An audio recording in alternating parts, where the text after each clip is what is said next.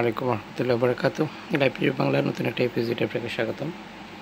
আপনি যদি মধ্যপ্রাচ্যে কাজ করে থাকেন বা মিডল ইস্টের গাওয়া শপ, কফি শপ, দোকানগুলিতে বা বাসা বাড়িতে মজলিসে যেখানে কাজ করে থাকেন, আপনি নিশ্চয়ই ফিক্সারটার সাথে অনেক বেশি পরিচিত। কারণ এখানে আপনার আরবি কফি বা গাওয়া যেটাকে বলে সেটা বানানোর জন্য এটা ব্যবহার করা হয়। তো এটা খুব শর্টকাট একটা ব্যাপার, যে ম্যানুয়ালি যেভাবে আমরা বানাই সাধারণত জাল দিয়ে বা বিভিন্ন ব্যাপার, তো সেটা থেকে বাঁচানোর জন্য এটা অনেক কার্যকরী একটা মাধ্যম।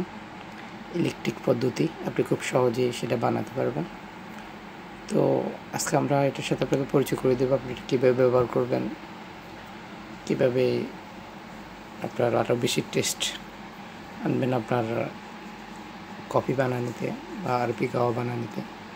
তো দেখতে থাকুন লাইভ বাংলা। আমরা আপনাকে পরিপূর্ণ বুঝিয়ে দেবো কীভাবে আপনি এটা ইউজ করবেন বা এটা কীভাবে অ্যাকচুয়ালি কাজ করে।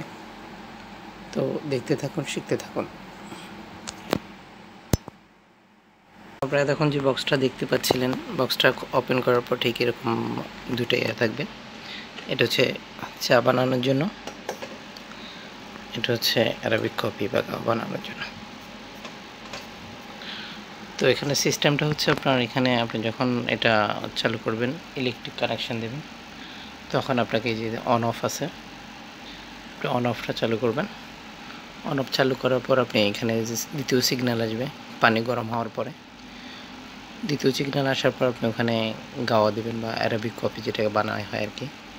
তারপর একটা সাউন্ড আসবে, এটার পর আপনি এলাচি যোগ করবেন, যেটা আরবিতে হেল বলে।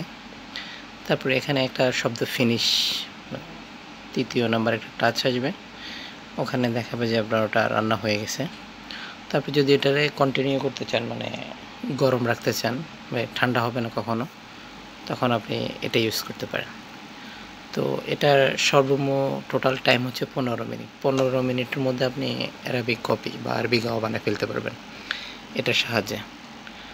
তো এই পাশে আসে আপনার চিনির ক্ষেত্রে, আপনি প্রথম যখন এটা এখানে স্ট্যান্ডে বসাবেন, এটাই যে অন অফ এটা চালু করবেন।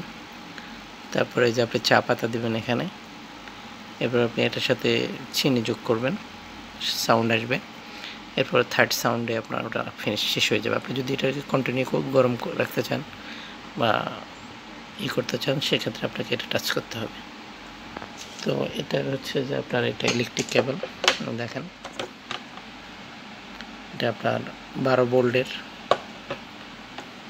তো আসলে তথ্য প্রযুক্তির উন্নতির সাথে সাথে পৃথিবীর সব জিনিসই ডেভেলপ হচ্ছে, উন্নতি হচ্ছে, সব কিছু এখন ইলেকট্রিক পদ্ধতিতে চলে আসতেছে।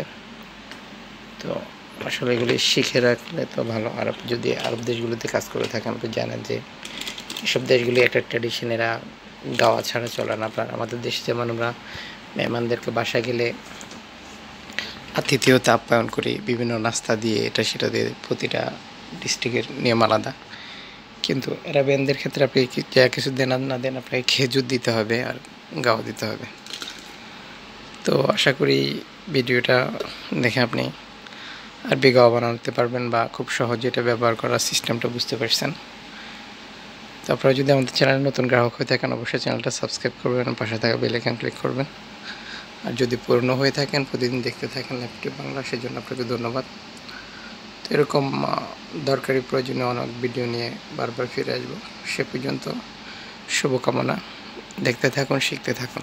আল্লাহ হাফেজ। আসসালামু আলাইকুম রহমতুল্লাহি ওয়া বারাকাতুহু।